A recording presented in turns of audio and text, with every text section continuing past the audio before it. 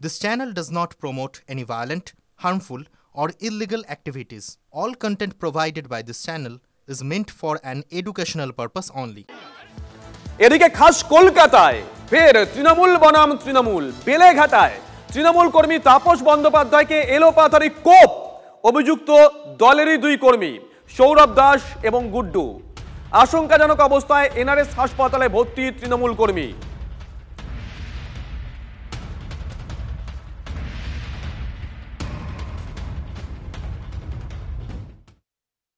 বেলেঘাটায় আক্রান্ত তৃণমূল কর্মী তাপস বন্দ্যোপাধ্যায় তার পরিবারের তরফ থেকে যেটা দাবি করা হচ্ছে যে শুক্রবার রাত 11:30 নাগাদ কালীতলা বসলেন সেই এলাকাতে তিনি যখন তার বন্ধুদের সঙ্গে বসে গল্প করছিলেন আচমকাই কিন্তু বেশ কিছু যুবক তারা এসে এই তাপস বন্দ্যোপাধ্যায়ের উপরে হামলা চালায়, এমনকি ধারালো অস্ত্র দিয়ে তার শরীরের বিভিন্ন জায়গাতে আঘাত করা হয়। আশঙ্কাজনক অবস্থায় এনআরএস হাসপাতালে নিয়ে আসার পর সেখানেই তিনি চিকিৎসাধীন রয়েছেন। তার শরীরে বেশ কিছু ইতিমধ্যেই সেলাই পড়েছে এমনটাও কিন্তু আমরা জানতে পারছি। এর পেছনে একটা শাসক দলেরই গোষ্ঠীদ্বন্দ্ব কাজ করেছে এমনটাই তারা মনে করছেন। তবে এই ঘটনার পর তাপস বন্দ্যোপাধ্যায়ের পরিবারের যারা সদস্যরা রয়েছেন তারা কিন্তু রীতিমতো আতঙ্কগ্রস্ত। ইতিমধ্যেই তারা বেলেঘাটা থানাতে অভিযোগ দায়ের করেছে। পুলিশ সূত্রে যেটা খবর সেই অভিযোগের ভিত্তিতে ঘটনার তদন্ত শুরু করেছে পুলিশ। ক্যামেরায় কুণালের সঙ্গে সুপ্রিয় গুহ, TV9 বাংলা।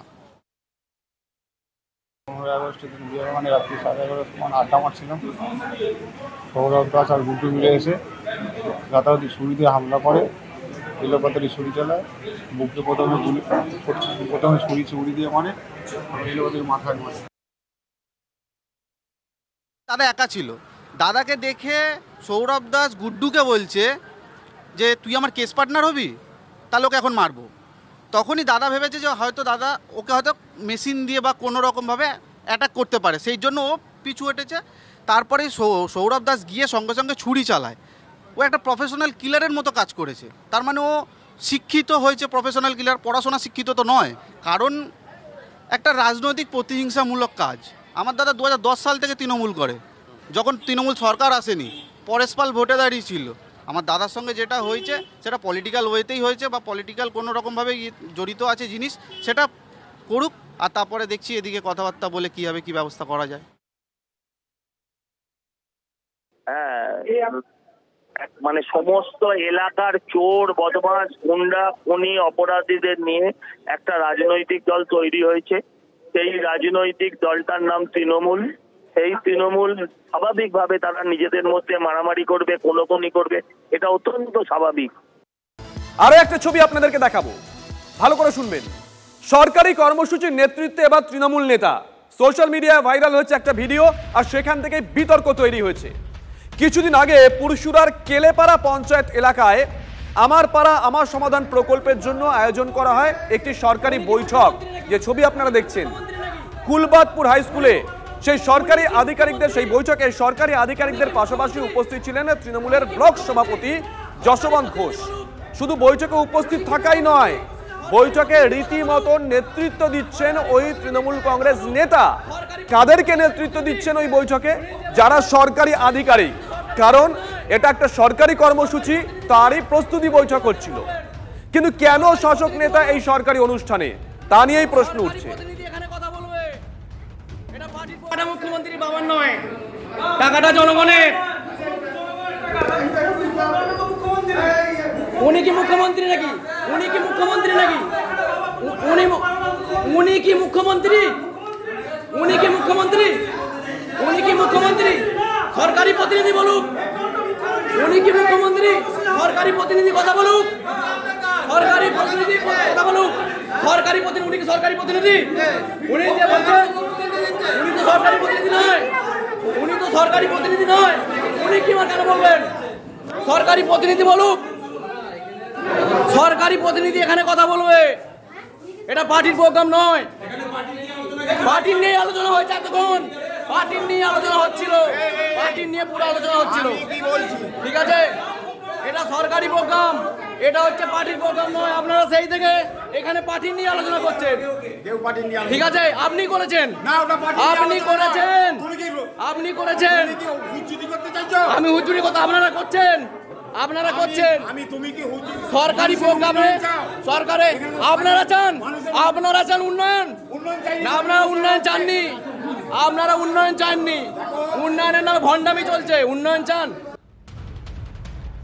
দেখুন, একটা সরকারি কর্মসূচি, সেখানে কারা কারা থাকতে পারেন, সরকার পরিচালনা করেন যে কর্মীরা, আধিকারিকরা, তারা থাকতে পারেন, এবং রাজনৈতিক দলের জনপ্রতিনিধি যারা আছেন, আমজনতার ভোটে যারা গেছেন ওই বোর্ডে, ওই সরকারে, তারা থাকতে পারেন।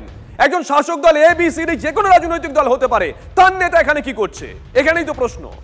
বিরোধীদের প্রশ্নের মুখে এখনো পর্যন্ত চুপ করে আছে পুরসুরা ব্লক প্রশাসন। বিধানসভা ভোটে আমার পাড়া তৃণমূল তারা কর্মসূচি করবে বাংলার মানুষ, এভাবেই কটাক্ষ করছে বিজেপি। আমাদের পাড়া আমাদের সমাধান হবে না, এবার হবে আমাদের পাড়া তৃণমূল তারা। মানুষ যেটা চাইছে যে আমাদের পাড়া তৃণমূল তারা, তো সুতরাং এই লাটখোর, ঘুষখোর, কাটমানি খাওয়া তৃণমূল কংগ্রেসের নেতারা বুথে বুথে গিয়ে তৃণমূল কংগ্রেসের হয়ে ভুলভাল প্রচার করবেন এই সরকারি প্রকল্পের ব্যাপারটাকে ব্যবহার করে, এটা কিন্তু হতে দেওয়া যাবে না। আমাদের পাড়া আমাদের সমাধান, সেই বুথে মিটিং হবে, মিটিং হয়ে কার কি বাকি আছে তারা যেমন পাবে, তো আবেদন করার পর আবার সেই বুথে 10 লক্ষ করে টাকার তাদের কাজ হবে। তা এইটা বিজেপি সহ্য করতে পারছে না। বিজেপি দেখছে যে এই কর্মসূচিটা যদি সাকসেসফুল হয় তাহলে সবাই তো মমতা বন্দ্যোপাধ্যায়কে ভোট দেবে। তাই এইটাকে বানচাল করার চেষ্টা বিজেপি করার চেষ্টা করছে। আপনাদেরকে আরো একটা ছবি দেখাবো, নরেন্দ্রপুরের ছবি। নরেন্দ্রপুরে খেয়াদহে জলা জমি দখল করে রেস্তোরাঁ তৈরির চেষ্টার অভিযোগ। প্রতিরোধ গড়ে তুললেন মহিলারা, ভেঙে দিলেন রেস্তোরাঁর অস্থায়ী কাঠামো। ভাইরাল হয়েছে ভিডিও, যে ভিডিও আপনাদেরকে আমরা দেখাচ্ছি। স্থানীয়রা অভিযোগ করছেন, হরপুর এলাকায় জোর করে সরকারি জলা জমি দখল করে সোনারপুর উত্তরের তৃণমূল বিধায়ক ফিরদৌসী বেগমের ঘনিষ্ঠ নেতা সঞ্জীব হালদার। তারপর সেই জমিতে নিজের রেস্তোরাঁ খোলার চেষ্টা করছিল তৃণমূল কংগ্রেস নেতা সঞ্জীব হালদার। বাধা দেন গ্রামের মহিলারা, যা নিয়ে সরব হয়েছেন বিরোধীরা। অভিযোগ ভিত্তিহীন, বদনাম করার চেষ্টা। সিপিএম এবং বিজেপি চেষ্টা করছে, এমনই দাবি করেছেন তৃণমূল কংগ্রেস নেতা সঞ্জীব হালদার।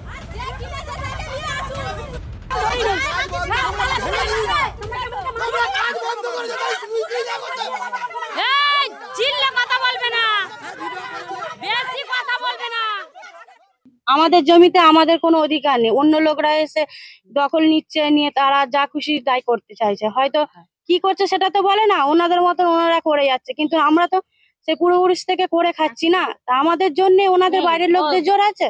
কাগজ দেখা, কার কাছ থেকে কিনেছে, কে কিনে ওনাকে দিয়েছে, সেই সবগুলো দেখাক। তাহলে না, কালকে কিছু দেখায়নি, আমরা এসেছি, ওনারা চলে গেছে। এই যে এটা এই ঘরটা বানাচ্ছে এই মিন্টু মন্ডল, এই লোক এখানে মস্তানি করতে আসে। আমরা চাষ করে খাই, আমরা চাষ করেই খাবো। এখানে আউট লোক আসবে কি বসবে এটা আমরা চাই না। স্থানীয় বাসিন্দা এখানে কিছু করতে পারে না, ফাঁকের লোক এসে এখানে এইসব করবে, তাহলে আমরা কোথায় যাবো এখান থেকে? আদিবাসীদের জমি, সেই জমি লুট চালাচ্ছে শাসক দলের বিধায়িকা এবং তার অনুগত সমস্ত তোলাবাজরা। এরা ভোটের সময় তোলাবাজি করে বেড়ায় এবং এই তোলাবাজদের বিরুদ্ধে এলাকার মানুষ প্রচণ্ড ক্ষুব্ধ। যদি পুলিশ প্রশাসন যদি দ্রুত ব্যবস্থা নেয়, তাহলে ওখানে যে কোনো সময় যে কোনো কিছু ঘটে যেতে পারে। হরপুরের ওখানে এসছিলাম, একটা 9.5 বিঘে জমি আপনি কিনেছেন বলে খবর হয়েছে, এবং সেখানে গ্রামবাসীরা অভিযোগ করছেন যে আপনি সেখানে ওয়েটল্যান্ডে দোকান করছেন, তাদের চাষযোগ্য জমি। আমি তো কোনো জমি নিইনি। আপনি জমি নেননি? না, জমি তো রহমানের জমি, আমি নিইনি। আমি এইদিকে জমি ব্যবসা করি বলে আমার নামে বদনাম ছড়ানোর চেষ্টা করছি। এই যে বদনাম করছে তারা কারা? ও সিপিএম এর আছে, সিপিএম আছে, বিজেপি আছে।